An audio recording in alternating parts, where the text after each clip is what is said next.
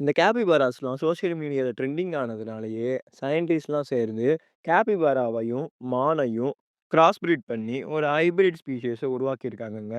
அதுக்கு பேட்டகோனியன் மாரான்னும் பேர் வச்சிருக்காங்க. சும்மா சொன்னேன். ஆனா நீங்க ஃபேஸ பாருங்களேன். கேபிபாராவோட ஃபேஸ் மாதிரியே இருக்கு.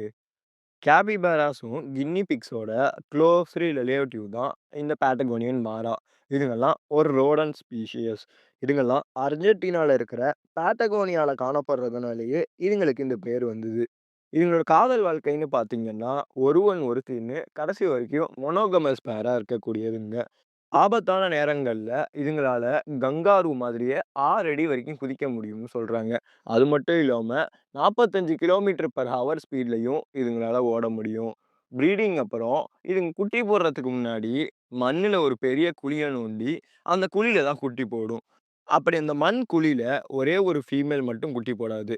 பல ஃபீமேல் பேட்டகோனியன் மாரா சேர்ந்து குட்டிகள போட்டு, அந்த குட்டிகள பாதுகாப்பா வளர்க்கும்னு சொல்றாங்க. அது மாதிரி இந்த பேட்டகோனியன் மாறா குட்டிங்கள்லாம் பிறக்கும்போது, உடம்பு ஃபுல்லா ஃபர்ரோடையும், கண்கள் திறந்த மாரியும், பொறந்த சிறிது நேரத்திலேயே துள்ளி குதிச்சு ஓடுற மாதிரியும் பிறக்குங்க. பிகாஸ் லேண்ட்ல மட்டும் பிரெடேட்டர்ஸ் இல்லாம, ஸ்கைலயும் இதுங்களுக்கு பிரெடேட்டர்ஸ்ங்கிறது ஜாஸ்தி.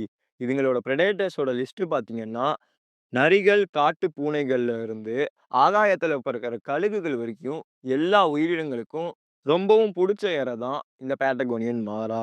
கேப்பிபாராஸ் மாதிரியே இதுங்களும் தன்னோட ஓன் பூப்பையே சாப்பிடும்னு சொல்றாங்க. பிகாஸ் இதுங்கலாம் ஒரு ஹெர்பிவோரஸ் கிரியேச்சர்ஸ். இதுங்க சாப்பிடுற புற்கள ஈஸியா டைஜெஸ்ட் பண்றதுக்காக இதுங்க இந்த டெக்னிக்க யூஸ் பண்ணுதுங்கன்னு சொல்றாங்க.